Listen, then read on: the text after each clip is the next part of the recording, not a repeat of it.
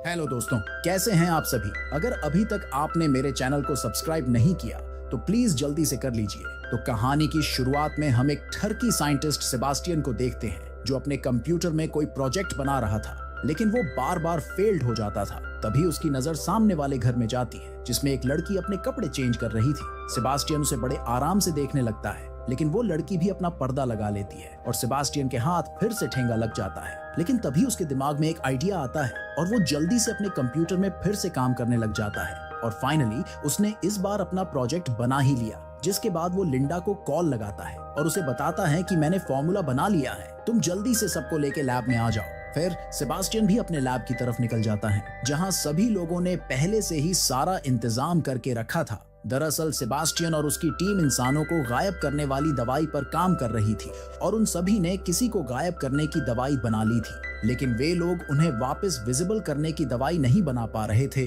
जो उस रात सेबास्टियन ने बना दी। इसीलिए वो सभी सेबास्टियन की बनाई दवाई को इस इनविजिबल मंकी पर टेस्ट करने लगते हैं, लेकिन मंकी को इंजेक्शन लगाते ही उसकी हार्ट बीट बहुत तेज होने लगती है और उसे हार्ट अटैक्स आने लगते हैं। फिर लिंडा जल्दी से उसे शॉक देने लगती है जिससे वापस उसकी हार्ट बीट नॉर्मल होने लगती है और फाइनली वो मंकी पूरी तरह से विजिबल हो जाता है और सेबास्टियन का एक्सपेरिमेंट सक्सेसफुल रहता है। फिर वो सभी जीत की खुशी में एक जोरदार पार्टी करते हैं जहां हम सेबास्टियन और लिंडा को देखते हैं। दरअसल वो दोनों पहले कपल्स थे, लेकिन किसी बात की वजह से वो दोनों अलग हो गए। लेकिन सेबास्टियन अभी भी उसे पसंद करता था, पर शायद लिंडा अब उसे पसंद नहीं करती थी। जिसके बाद अगले दिन वो सभी आईवीसी रिसर्च सेंटर में जाते हैं ताकि उन्हें अपने एक्सपेरिमेंट के बारे में बता सके, लेकिन सेबास्टियन वहां कुछ भी नहीं बताता है और उनसे कहता है कि अभी इसके ऊपर रिसर्च जारी है, हम जल्द ही फॉर्मूला ढूंढ लेंगे।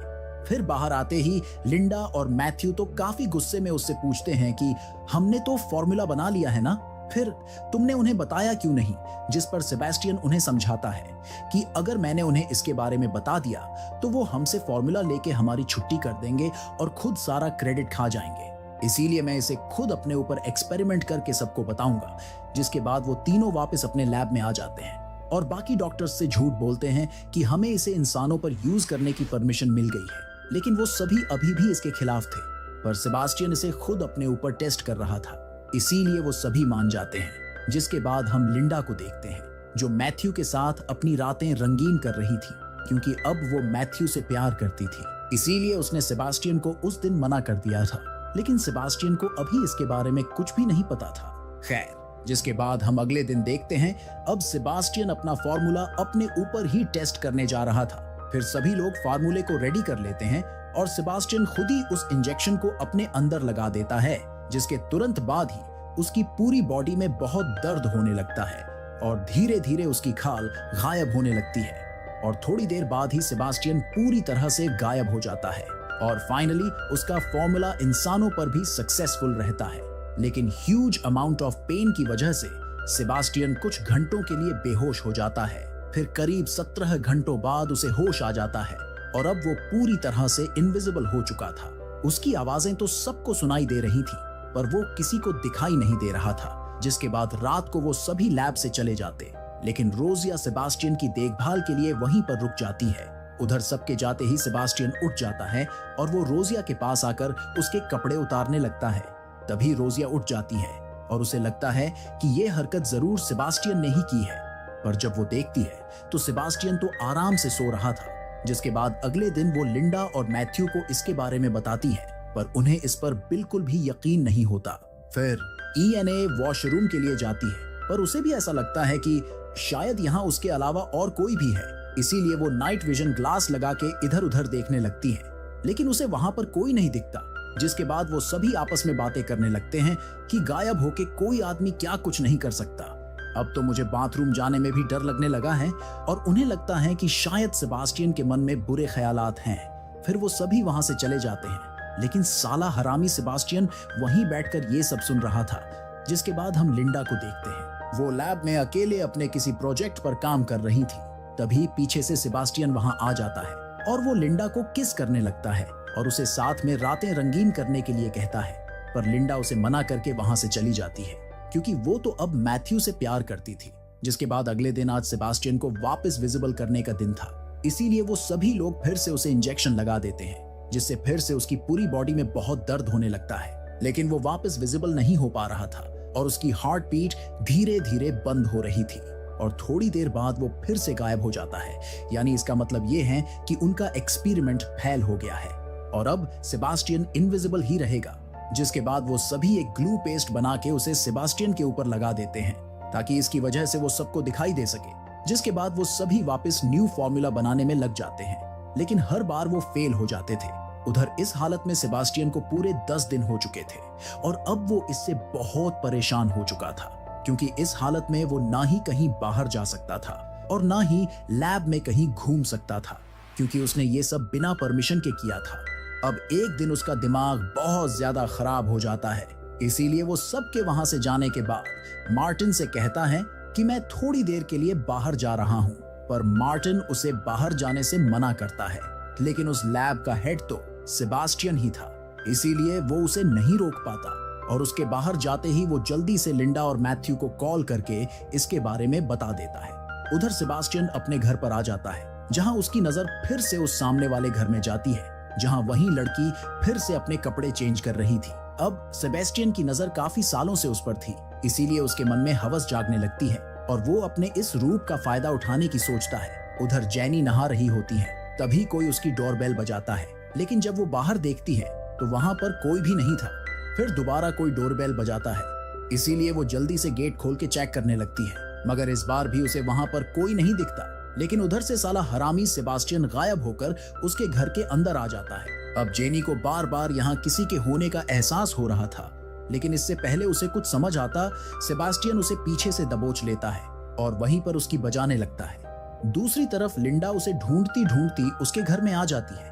तभी वो देखती है कि सेबास्टियन का मास्क और उसके कपड़े यहाँ पर पड़े हुए हैं, यानी वो गायब होकर बाहर चला गया है। उधर साले सेबास्टियन ने बेचारी जेनी की बजा बजा कर उसकी लाल कर दी थी। तभी वो लिंडा को अपने रूम में देख लेता है।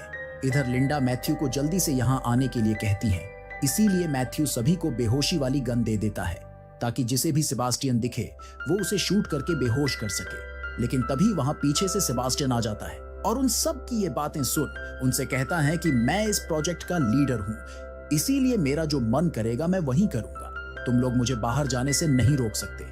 और ये कहकर वो वापस अंदर चला जाता है, जिसके बाद वो सभी भी वहां से चले जाते हैं। फिर रात को हम लिंडा को देखते हैं जो आराम से अपने रूम में सो रही थी। तभी कोई उसकी चद्दर हटा के उसके कपड़े खोलने लगता है, लेकिन अचानक उसकी नींद खुल जाती है।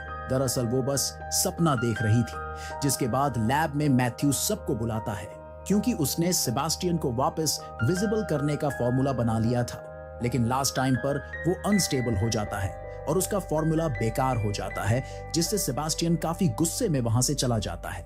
फिर रात को वो दोबारा बाहर जाना चाहता था, लेकिन उन लोगों ने उसके कमरे में नाइट विजन कैमरा लगा दिया था, इसीलिए सेबास्टियन जल्दी से लैब में से सीसीटीवी जैमर ले आता है और उसे उस कैमरे के अंदर लगा देता है, जिससे एक ही वीडियो बार बार प्ले होता रहेगा और उन सबको लगेगा कि वो यहीं पर सो रहा है। जिसके बाद वो गायब होकर लिंडा के घर के पास चले जाता है, जहां वो देखता है कि मैथ्यू उसके घर में आता है और लिंडा को किस करने लगता है। फिर दोनों साथ में अपनी रातें रंगीन करने लगते हैं, जो देख सेबास्टियन को बहुत गुस्सा आता है, इसीलिए वो एक पत्थर से उनकी खिड़की तोड़ देता है, जो देख वो दोनों काफी डर जाते हैं और लिंडा जल्दी से लैब में फोन लगाती है और सेबास्टियन के बारे में पूछती है।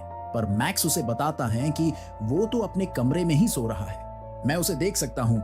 इधर सेबास्टियन वापस लैब में आ जाता है, लेकिन वो इनविजिबल कुत्ता उसे देख के उसके ऊपर बहुत भौंकने लगता है, इसीलिए गुस्से में सेबास्टियन उस कुत्ते को वहीं पर मार देता है। जिसके बाद जब रोजी सभी जानवरों को खाना देने आती है तो वो देखती हैं कि किसी ने उस कुत्ते को जान से मार दिया था। लेकिन जब अगले दिन वो सभी सीसीटीवी फुटेज देखते हैं, जिसके हिसाब से तो सेबास्टियन कमरे से बाहर ही नहीं गया था, इसीलिए वो लोग बिना सबूत के कुछ नहीं कह सकते थे। जिसके बाद हम लिंडा को देखते हैं, वो अपने कमरे में कुछ काम कर रही थी। तभी उसे ऐसा एहसास होता है कि सेबास्टियन यहीं पर है, इसीलिए वो जल्दी से लैब में चली जाती है और सेबास्टियन के रूम में जाके चेक करने लगती है। लेकिन सेबास्टियन तो वहां पर नहीं होता है, पर उस सीसीटीवी कैमरे में तो वो सोते हुआ दिख रहा था। तभी लिंडा उस कैमरे को चेक करती है, तब उसे पता चल जाता है कि साला सेबास्टियन इतने दिनों से उनका मामू बना के आराम से बाहर घूम रहा था। जिसके बाद वो सभी आईवीसी रिसर्च सेंटर में सेबास्टियन के बारे में बताने चले जाते हैं और चीफ को सब कुछ बता देते हैं। लेकिन उधर से सेबास्टियन ये सब देख रहा था फिर लिंडा और मैथ्यू चीफ को ये सब बताकर वहां से चले जाते हैं। इधर चीफ आईवीसी ऑफिसर्स को फोन लगाने लगता है, लेकिन किसी ने उसकी वायर काट दी थी। फिर उन्हें बाहर से कुछ अजीब सी आवाजें आती हैं और वो जैसे ही बाहर जाते हैं, सेबास्टियन उन्हें पूल में धक्का दे देता है और उन्हें वहीं पर डूबों के जान से मार देता है। जिसके बाद हम अगले दिन लिंडा और मैथ्यू को देखते हैं। वो चीफ को फोन लगाते हैं, लेकिन तभी उन्हें पता चलता है कि किसी ने चीफ को जान से मार दिया है। जो सुन वो दोनों काफी डर जाते हैं और जल्दी से लैब से बाहर जाने लगते हैं, लेकिन सेबास्टियन ने पूरे लैब का पासवर्ड चेंज कर दिया था। जो देख वो और भी ज्यादा डर जाते हैं। फिर वो सभी लोग मिलकर जल्दी से बाहर जाने का रास्ता निकालने लगते हैं। तभी सेबास्टियन ईवा के पास आ जाता है और एक रस्सी की मदद से उसका गला दबा के उसे भी मार देता है। जिसके बाद इधर लिंडा उससे कहती है कि तुम ये सही नहीं कर रहे हो, आईवीसी तुम्हें जल्द ही पकड़ लेगी। लेकिन सेबास्टियन उनसे कहता है, चीफ को मैंने ही मारा था और तुम लोग यहाँ से बाहर जा नहीं सकते, तो आईवीसी को मेरे बारे में बताएगा कौन। और ये कहकर वो फोन काट देता है। तभी लिंडा देखती है कि ईवा यहाँ पर नहीं है, इसीलिए वो लोग जल्दी से उसे ढूंढने लगते हैं। तभी उस अलमारी के अंदर उन्हें उसकी डेड बॉडी मिलती है। जो देख वो सभी समझ जाते हैं कि अब सेबास्टियन उन सभी को एक एक करके मारने वाला है, ताकि उसके बारे में किसी को पता ना चल सके। फिर वो सभी भी सेबास्टियन को मारने का प्लान बनाने लगते हैं और सब अपने अपने हाथ में रियल वाली गन लेके उसे मारने निकल पड़ते हैं। इधर से लिंडा उन दोनों को नाइट विजन की मदद से सेबास्टियन की लोकेशन बताती रहती है। तभी पीछे से सेबास्टियन मैक्स का गला दबाने लगता है। मैथ्यू उसे बचाने के लिए लगातार फायरिंग करने लगता है, लेकिन मैक्स बच नहीं पाता और वहीं पर उसकी जान चली जाती है। जिसके बाद वो मैथ्यू को भी पीटने लगता है। तभी लिंडा वहां जल्दी से आ जाती और मैथ्यू को बचा के अंदर ले जाती है। उधर रोजी को ऐसा एहसास होता है कि सेबास्टियन यहाँ पर आ चुका है, इसीलिए वो जल्दी से लाल रंग के कलर को हर जगह गिराने लगती है ताकि सेबास्टियन उसे दिखाई दे सके। लेकिन सेबास्टियन उसे पीछे से पकड़ लेता है और वो रोजिया को भी वहीं पर मार देता है। अब बस वो 3 लोग बचे हुए थे और अपनी जान बचाकर इधर उधर भाग रहे थे। तभी पीछे से सेबास्टियन मैक्स के पेट में रामपुरी घुसा देता है और उसे भी मार देता है। इधर लिंडा और मैथ्यू जल्दी से अपनी जान बचाकर ऊपर की तरफ भागने लगते हैं, लेकिन तभी सेबास्टियन नीचे से लिंडा का पैर पकड़ लेता है और उसे नीचे खींचने लगता है। फिर वो दोनों ही नीचे लिफ्ट के ऊपर गिर जाते हैं, जहां सेबास्टियन उससे कहता है कि आज आखिरी बार मुझे किस करने दो, फिर मैं तुम्हें मार। जिसके बाद लिंडा उसे किस करने लगती है, लेकिन अचानक मौके का फायदा उठाकर लिंडा लिफ्ट की रस्सी खोल देती है, जिससे सेबास्टियन लिफ्ट के साथ नीचे आग में गिर जाता है और उसकी मौत हो जाती है। इधर लिंडा और मैथ्यू सही सलामत बच जाते हैं और इसी के साथ हमारी इस मूवी का दी एंड हो जाता है। अगर अभी तक आपने मेरे चैनल को सब्सक्राइब नहीं किया तो प्लीज जल्दी से कर लीजिए। चलिए बाय बाय।